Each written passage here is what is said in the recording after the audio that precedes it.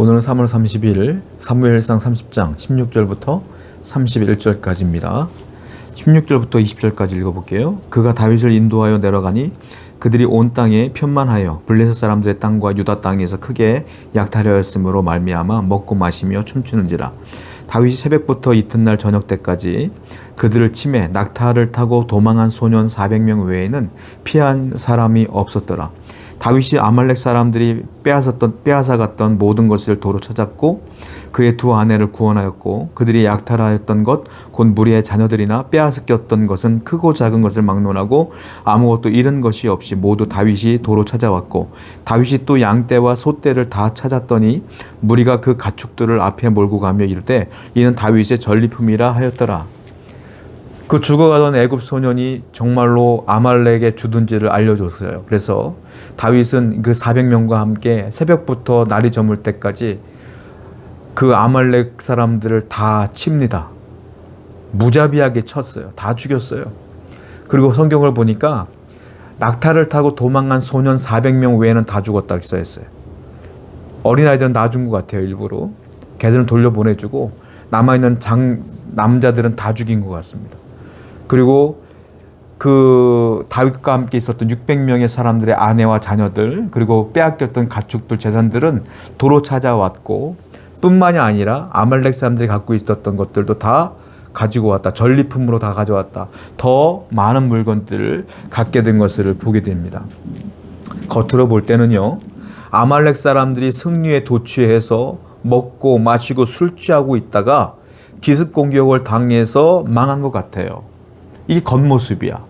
그런데 아말렉을 쫓아올 때부터 다윗은 하나님께 기도했고 하나님이 쫓아가라고 말씀했고 그리고 가던 도중에 애굽 소년을 만났고 그 소년 때문에 여기를 온 거 아니에요.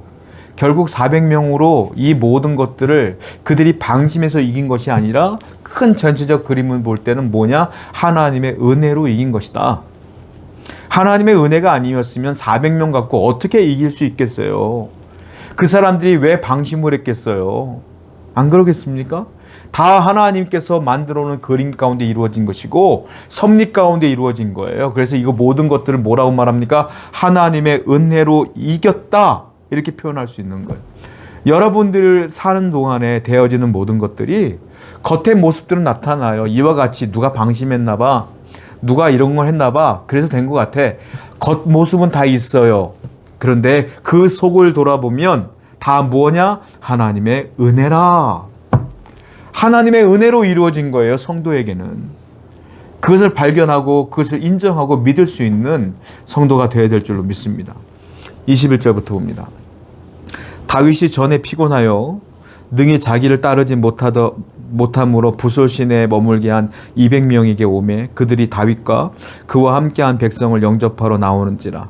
다윗이 그 백성에게 이르러 문안하매 다윗과 함께 갔던 자들 가운데 악한 자와 불량배들이 다 이르되 그들이 우리와 함께 가지 아니하였은즉 우리가 도로 찾은 물건은 무엇이든지 그들에게 주지 말고 각자의 처자만 데리고 떠나가게 하라 하는지라. 이제 돌아오는 가운데 지쳐있던 200명은 이 전쟁에 참여하지 못했잖아요. 그 200명 앞에 나갔어요. 그랬더니 200명이 다윗에게 인사를 합니다. 다윗도 문안했어요. 인사했어요.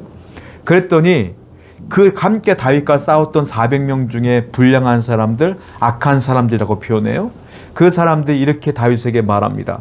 저 200명은 우리와 함께 싸우지 않았어요.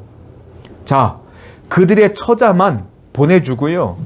우리가 약탈한 이 재산들은 나눠주지 맙시다. 그들이 한 게 뭐 있어요? 자, 겉으로 볼 때는 그게 옳은 주장이에요. 그렇죠? 그들은 그냥 편하게 쉬다가 400명이 목숨 걸고 싸워서 얻어온 그 전리품들을 나눠 가지면 이 사람들은 억울할 수 있죠. 그런데 이게 뭐가 문제냐면 그렇게 주장하는 사람들은 이 모든 것들을 우리가 해서 우리가 얻었고 우리가 승리한 거야. 그러니까 못 줘 이거예요. 다윗은 다르게 생각해요. 뭡니까? 이건 우리가 한 게 아니라 하나님이 도와서 된 거고 하나님의 은혜로 이긴 거야. 이거예요. 이 차이야. 그러니까 다윗은 이 모든 것들은 하나님의 은혜로 얻은 거니까 나눠줘 이거예요. 여러분, 은혜 앞에 이건 우리가 했어요 라고 하는 자기 공로를 내세운다는 건 하나님의 은혜를 망각하고 인정하지 않는 거예요. 하나님의 은혜 앞에 내 공로를 얘기한다? 이건 다른 말로 불신앙이라고 그래요. 여러분들이 구원받은 것이 전적인 하나님의 은혜예요. 그런데 어떤 사람은 이렇게 생각해. 내가 나름대로 선하게 살고 나름대로 내가 절제하며 살았기 때문에 내가 이 구원을 이룬 거야 라고 내 공로를 여러분들이 거기다 추구한다면 그건 불신앙이에요.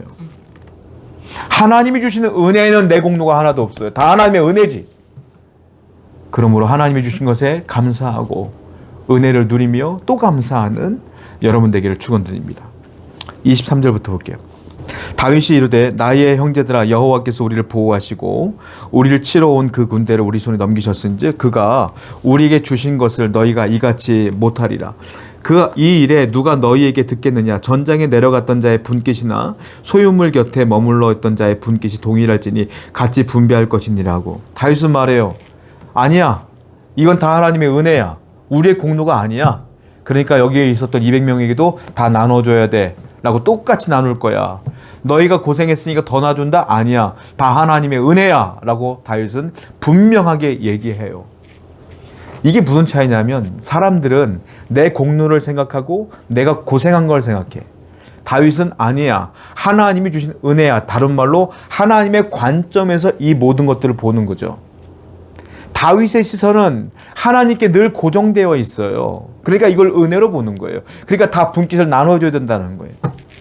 성도는 항상 어떤 일을 볼 때마다 내 관점으로 보는 존재가 아니라 하나님의 관점으로 볼 수 있어야 돼요. 그리고 우리의 시선은 항상 내 시선으로 보는 것이 아니라 하나님께 고정되어 있어야 돼. 그래야 하나님의 마음을 알고 하나님의 뜻을 알기 때문에 그래요. 오늘도 하나님의 관점으로 되어지는 모든 것들을 바라보는 은혜가 여러분 가운데 있기를 바랍니다. 25절입니다.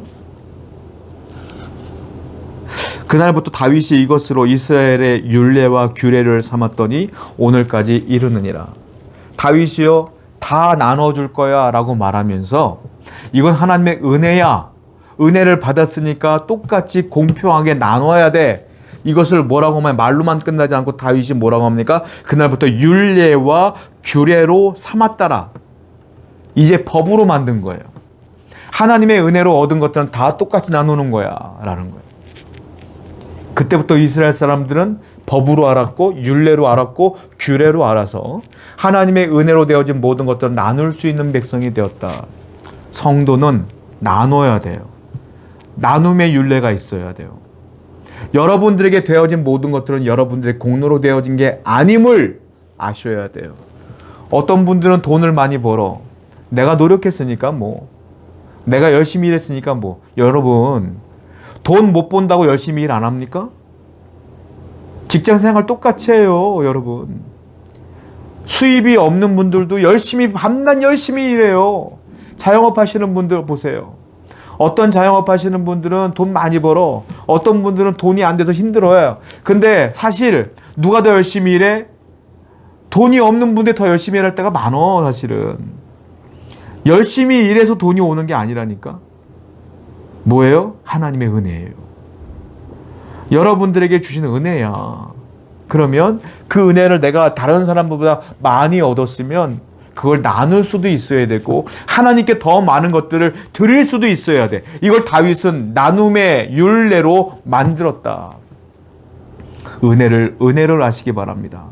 은혜를 또한 나누는 여러분 되기를 축원드립니다. 기도하겠습니다. 주님이 우리에게 주신 모든 것들은 은혜입니다. 그러므로 감사하게 하시고 나누게 하시고 하나님께 드리게 하여 주옵소서. 예수님의 이름으로 기도드렸습니다. 아멘.